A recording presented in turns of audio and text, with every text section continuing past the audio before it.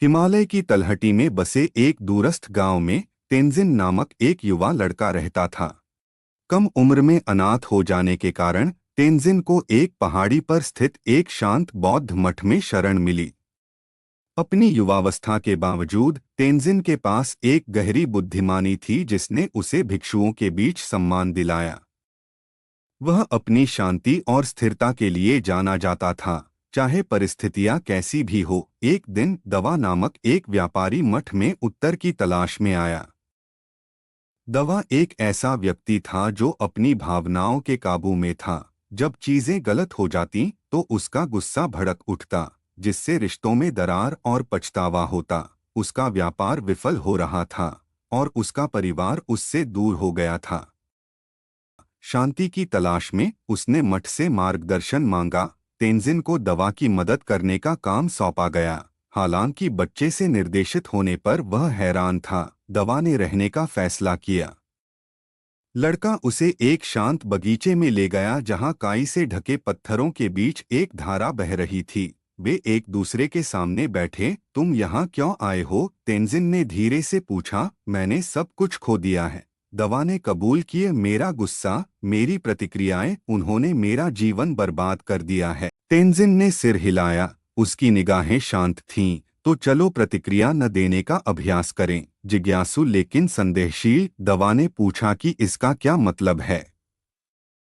उत्तर देने के बजाय तेंजिन ने उसे चाय का एक कप दिया और कहा, देखो। जैसे ही वे चुपचाप पी रहे थे, बगीचे में एक तेज हवा चली जिससे दवा का कप गिर गया। गर्म चाय उसके हाथ पर गिर गई। उसने चीख मारी और लड़के को घूरते हुए बुरा भला कहा। तेंजिन बस मुस्कराया। तुमने प्रतिक्रिया दी है ना? क्या इससे समस्या हल हुई? शर्मिंदा होकर दवा ने सिर हिलाया। नहीं। तेंजिन ने केतली ली और अधिक चाय डाली और कहा, अब फिर से प्रयास करें। इस पल को जाने दो। प्रत्येक बार दवा ने सांस लेना, देखना और बिना प्रतिक्रिया दिए पल को बहने देना सीखा। धीरे धीरे दवा बदलने लगा। उसने अपने विचारों को नोट किया, लेकिन उन्हें अपने ऊपर हावी नहीं होने दिया। उसने अपने चारों ओर के अराजकता पर प्रतिक्रिया देना बंद कर दिया और ऐसा करके उसने अपने भीतर शांति पाई। दिनों तक तेंजिन ने इसी तरह के अभ्यासों के माध्यम से दवा का मार्गदर्शन किया। वह पानी गिराने, ध्यान में बाधा डालने या परेशान करने वाले सवाल पूछने जैसी मामूली परेशानियों को प्रस्तुत करता।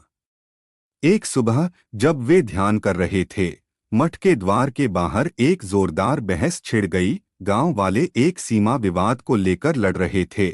तेंजिन और दवा मौके पर गए। हस्तक्षेप करने के बजाय तेंजिन बस वहां खड़ा रहा, चुप और स्थिर। उसकी उपस्थिति एक तेज बहती नदी में एक पत्थर की तरह थी, दृढ़ और शांत। गांव वालों ने उसकी स्थिरता को देखते हुए शांत होना शुरू कर दिया। उनकी नाराजगी उनकी स्थिरता को देखते हुए कम हो गई। दवा ने इस परिवर्तन पर आश्चर्य व्यक्त किया। तुमने यह कैसे किया? उसने बाद में तेंजिन से पूछा। मैंने कुछ नहीं किया, लड़के ने मुस्कराते हुए जवाब दिया। जब आप प्रतिक्रिया नहीं देते हैं तो आप एक दर्पण बन जाते हैं। दूसरों को स्पष्ट रूप से दिखाई देता है और वे शांति चुनते हैं। वर्षों बाद दवा एक बदले हुए व्यक्ति के रूप में गांव लौट आया।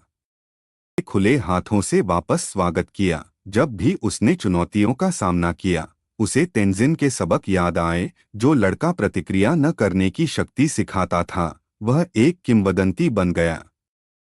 उसकी कहानी पीढ़ियों से पास की गई, क्योंकि कभी-कभी सबसे बड़ी शक्ति स्थिरता में होती है।